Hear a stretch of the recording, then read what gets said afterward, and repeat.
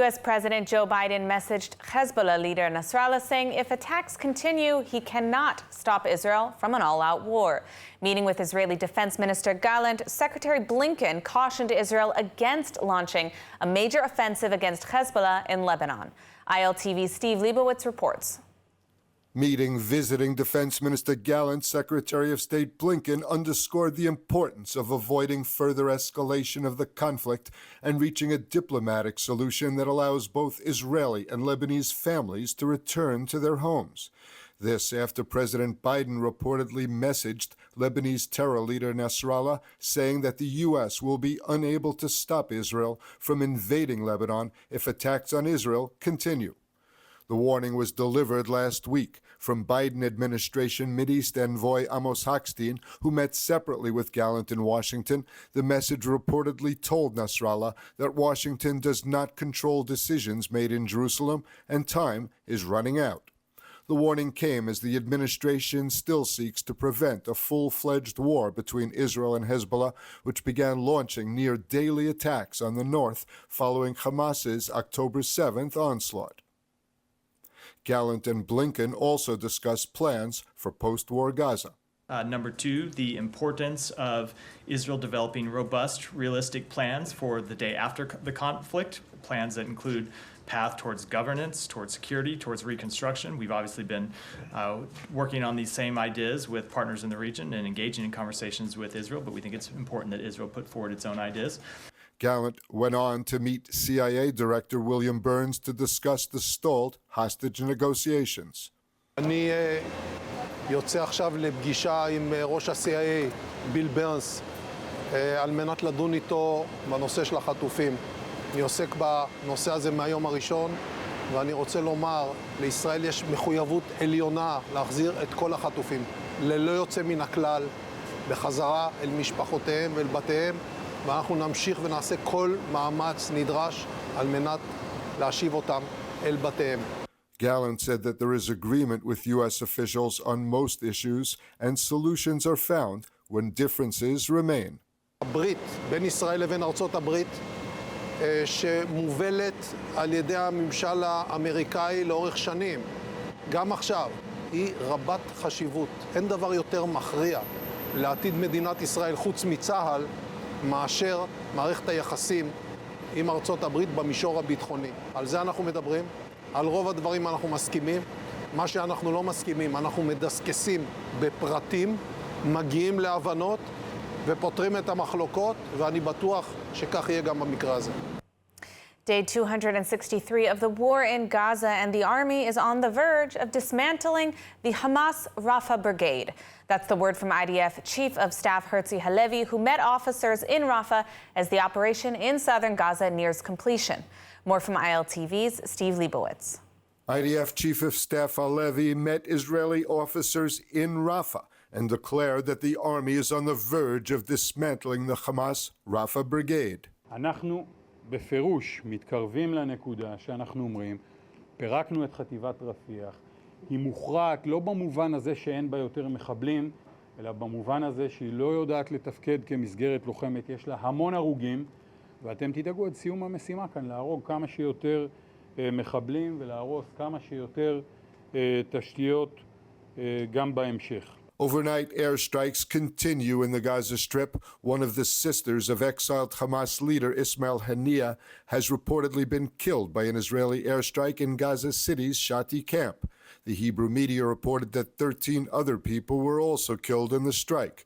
In April, Israel killed 3 of Haniyeh's sons, who were operatives in the terror group. Meanwhile, in the Knesset, Prime Minister Netanyahu clarified that Israel remains committed to the hostage deal proposal as presented by President Biden. אנחנו מחויבים להצעה הישראלית שהנשיא ביידן בירך עליה. עמדתנו לא השתנתה. והדבר השני, שלא סותר את הדבר הראשון, לא נסיים את המלחמה עד שנחסל את החמאס ועד שנושיב את תושבי הדרום והצפון בבטחה לבתיהם.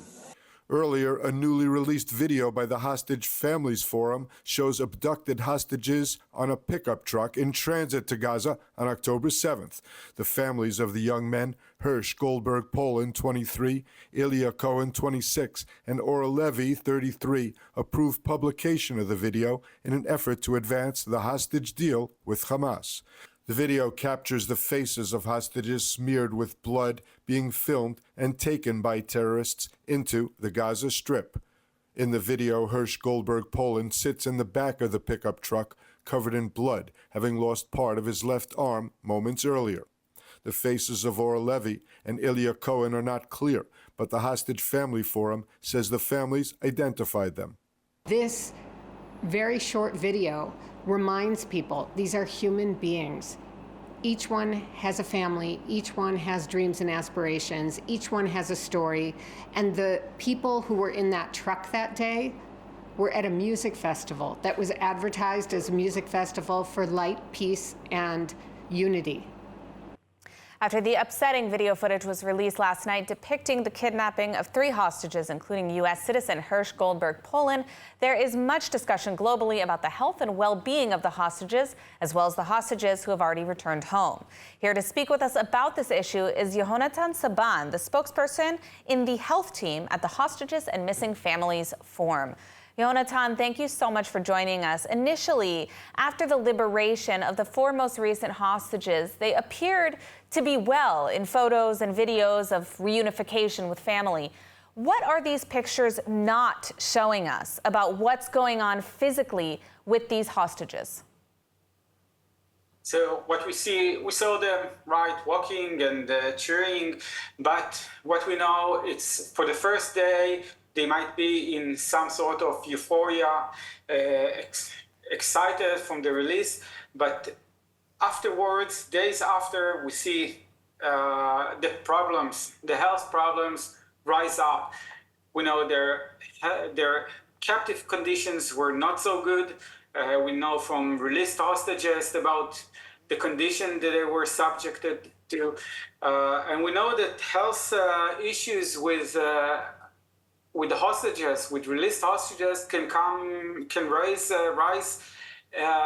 years after the release, and they have still a long journey for the reintegration in the back to life, and that's what we don't see. I mean, it's not they didn't come back in a very good condition as we saw it on picture. What can the impacts be of such a prolonged period of time in captivity for hostages in these types of situations? Oh, there's so many. We're talking about let's talk about the mental issue. They were held alone, maybe with 2 or several other hostages, but they were subject to psychological abuse. There is the stress, there's the post-trauma that they suffer from. All of these influence their health conditions. There are many hostages with pre-existing health issues that weren't treated, lack of medication. We saw Hersh Poland, the video of him that Hamas released, that we say that he has his severed hand. They suffer from physical injuries that happened during the abduction. And we know that every day in captivity, they are subjected to more and more health deterioration. It could be lack of sun, vitamins, starvation, lack of clean air, a lot of health risks for the hostages that every day they're being in much more danger to their life. Now, what do you believe that the government can and should be doing in order to bring the hostages who are still in captivity, in order to bring them home? First of all, what the government should do is to do everything in its power to bring them home. And I think that now we have the Netanyahu proposal for exchange of for the release of the hostages, and we should do the government should do anything in its power to execute this proposal, if it's by international pressure on Hamas, it's by accepting the proposal by itself, by the government. But the government needs to do everything in its power to bring back the hostages, because every day, more and more hostages are at risk. Absolutely. Yehonatan Saban, thank you so much for all the work you're doing, and let's bring them home. Thank you. Thank you. The IDF has announced the death of Sergeant Major Mohammed al-Atrash, who was murdered and his body abducted by Hamas on October 7th. Al-Atrash, 39, from the southern Bedouin community of Sawa, served as a tracker in the Gaza Division's Northern Brigade. Based on new intelligence, the army has now determined that the body was taken from the kibbutz Nachal Oz area following a battle with terrorists during the Hamas onslaught. Until now, he was listed as one of the 251 hostages abducted by the terror group. It's now believed that 116 hostages remain in Gaza, though dozens are believed to be dead. The IDF has now confirmed the deaths of 42 Israelis in captivity. This week, I had the privilege of sitting with the father of Romy Gan, a 23-year-old Israeli who was kidnapped on October 7th by Hamas from the Nova Music Festival.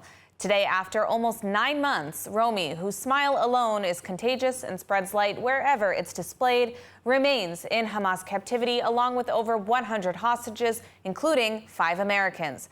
I sat with Romy's father. I saw her home and the place she lived. I was in her room, still hauntingly untouched, the very place where she prepared to go with friends on the 7th of October, not knowing she wouldn't be coming back for 8 months and counting. But after the initial heartbreak of hearing about Romy, I felt enraged.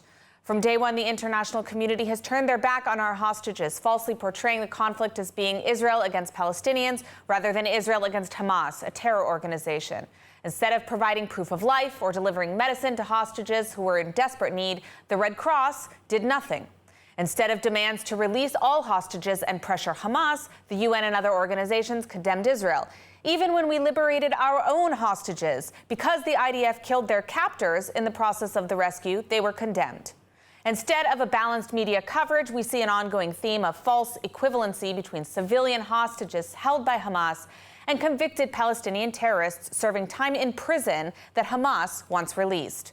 Instead of protesting for the hostages who have suffered torture, sexual assault, pro-Hamas protesters in the West have spent months tearing down posters of hostages, violently assaulting Jews abroad, and gaslighting with a range of lies that vacillate between complete denial of the atrocities Hamas committed on October 7th, claiming the hostages didn't have it so bad in Gaza, and calling to repeat October 7th until Israel is destroyed. By the end of the day on October 7th, the entire world, including the Arab world, should have demanded Hamas return each and every hostages, something which could have prevented a lot of bloodshed. But the world didn't. The media didn't. The UN didn't. The NGOs didn't. And the result, this hostage diplomacy, is exactly what encourages regimes like the Islamic Republic of Iran and its proxies, Hamas and Hezbollah, to continue to use kidnappings, rape, and torture as methods of war. Appeasement of kidnappers breeds more kidnapping, just as appeasement of terrorists breeds more terrorism. Now is the time the global community needs to decide which side of history they will choose. Will you stand with Israel against the barbarity of Hamas, or will you be an enabler of the future kidnappings and crimes against humanity that will undoubtedly occur if the world does not act? The choice should be obvious. Bring them home now. The Supreme Court ruled unanimously that the government and IDF must draft Haredi men to the military. The court said that there can be no state funding for yeshiva students who do not serve. The IDF has stated that it is suffering from a shortage of troops during this war. The laws exempting the ultra-Orthodox from military service had either expired or been invalidated over the years, and a decision on the matter had continually been delayed. The ruling far-right coalition had pushed to maintain the status quo and allow the state to pay for these men to continue to get paid to study Torah. The ultra-Orthodox community believes that yeshiva students contribute to Israel's security just as much as soldiers in combat. Many Haredi leaders have said they will protest the decision, and many Torah institutions have already started looking for outside funding to pay for these students when they lose state funding. Well, following the recent visit of Defense Minister Yoav Gallant to Washington, some are questioning whether the U.S. should really be trusted when it comes to plans for a potential invasion of Lebanon to fight against Hezbollah. With all the tensions in the U.S.-Israel relationship, what impact will it actually have on the war? Here to speak with us about just that is the co-founder of the Tel Aviv Institute and also a known author and writer, Khen Maig. Khen, thanks so much for joining us today. I just wanted to start by asking you about Defense Minister Gallant's recent trip to the U.S. What was the goal of this visit, and do you think that the U.S.-Israel relationship will continue as we have known it in the past? I think that since the tension has risen with Hezbollah in the north, America has sent very clear signals. If it was keeping the airplane carrier in the area and sending strong messages to Hezbollah to not attack Israel and to not continue in this escalation. I think this is just another step that is meant to deter Hezbollah, and we know, of course, it's a proxy of the Islamic Republic in Iran from continuing to escalate this conflict into a full-out war, which is not something that Israel wants, of course. Now, what do you think that the Israeli government should be doing differently when it comes to dealing with the U.S.? We've seen kind of an escalation in tensions between the two allies recently. What should Israel, in your opinion, be doing differently? I think that Israel should really be more mindful of how we're dealing with our greatest ally in the world. America has stood by Israel for a long time, and I mean since the beginning of the war, they have shown a clear support to Israel. If it was Biden's visit to Israel when the war started, and now with Gallant coming to America, I think America is a great ally, and I think Israel should show more respect when we're handling with them. Of course, we are. It's a strategic partnership from both sides. America knows that Israel is just one target, and then they are the big target. And if Israel would fall, then America would be next. But I think Israel should, specifically Israeli politicians, should show more, compassion in dealing with America. Now, some on the right have criticized the recent statements and actions of the Biden administration regarding what's going on with the potential war in the north, claiming that the United States would not support an Israeli operation in the north. At the same time, we also have rumors going around that the United States made it very clear to Hezbollah that they are not able to stop Israel should they move forward with an operation. Who should we believe? In war, there will always be different points of view, and some of the points of view are meant to make us question them, and probably they're not giving us the full story, which again is understandable because we are fighting a very vicious and manipulative enemy, both Hezbollah, Hamas, and the Islamic Republic. So I think there must be truth in every statement that we're hearing. I think that there's really good coordination between Israel and America. But what I keep thinking about is that it's not just Israel's problem, as I said. It's also America's problem, but it's also the problem for the entire Middle East. I mean, I'm really looking towards the East, and I'm thinking, where is Saudi Arabia? They have been attacked by the Houthis for a long time before they started attacking Israel. Iran is not a great friend of Saudi Arabia. Those countries that really have the same motives that Israel has to create a better and peaceful Middle East and create a stable Middle East, they should step up as well, because it's not just Israel's problem. It's going to be the entire Middle East's problem, and not only America. Now, Netanyahu himself has harshly condemned the U.S., alleging they're slowing shipments of weapons, a claim the U.S. denies. What can you tell us about this issue, if it's happening, and if so, what does that actually mean for this relationship, if anything?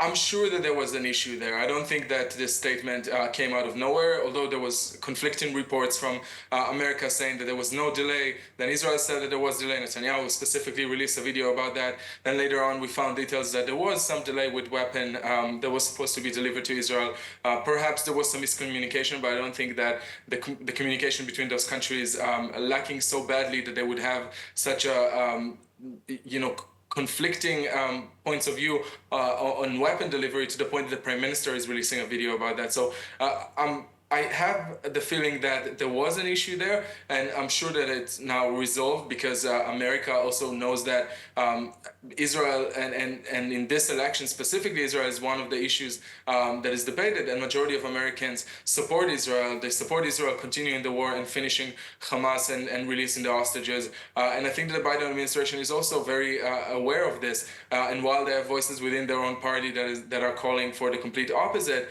their support to Israel must stay steadfast in this situation, especially when we're looking at an enemy like Hezbollah in the north and Iran. Absolutely. Khen, we are out of time, but I want to thank you so much for sharing your insights and for joining us today on ILTV. Thanks for having me, Emily. After 3 people have died in Israel from West Nile virus in an unusual outbreak that started earlier this month, Israel's Tel Aviv Sourasky Medical Center has established a special task force to address the issue. West Nile fever can be deadly for people who are older and immunocompromised, and there are no known treatments. ILTV's Ariella Lachiani is at the hospital. Hi Emily, yes, I'm here now just outside Ichilov Hospital in Tel Aviv, where a clinical trial has just begun for a new West Nile medicine called interferon. This comes after 3 people have passed away from the virus and at least 42 have been infected, including a 9-year-old girl. We've seen a great spike in cases in the latest wave of the virus, which has also come earlier this year, which is expected to be due to the higher levels of humidity and heat that we are currently experiencing. As I said, a trial has begun, but there is no vaccine, so people are being encouraged and advised to avoid residential areas with high number of mosquitoes and to ensure the use of mosquito repellent. Back to you.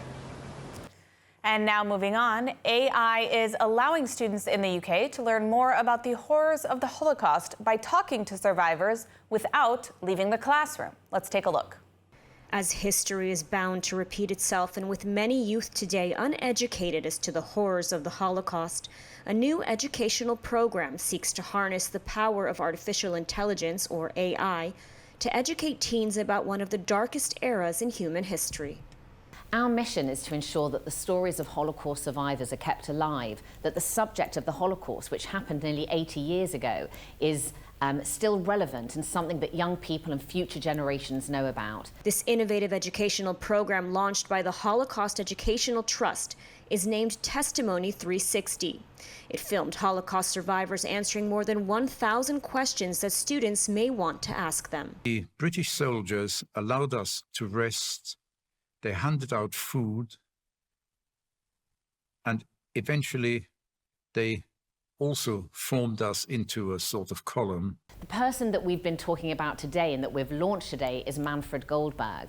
Manfred was born in Kassel, and for example, young people can put on their headset and see Kassel today, the town where Manfred was born. They can see the home that he grew up in. They can also see where Manfred lives today, the photos of his children and grandchildren and even great-grandchildren.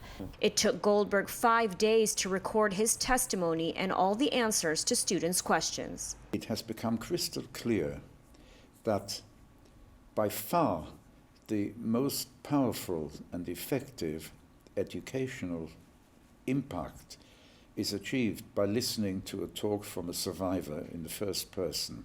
As fewer and fewer Holocaust survivors remain alive today, initiatives like this are of the utmost importance to ensure future generations do not forget. Now let's take a look at the weather forecast. Mostly clear skies are expected tonight around the country, with temperatures reaching lows of about 22 degrees Celsius or 71 degrees Fahrenheit. Then tomorrow, partly cloudy skies are expected, and we should see temperatures rising to highs of 34 degrees Celsius or 93 degrees Fahrenheit.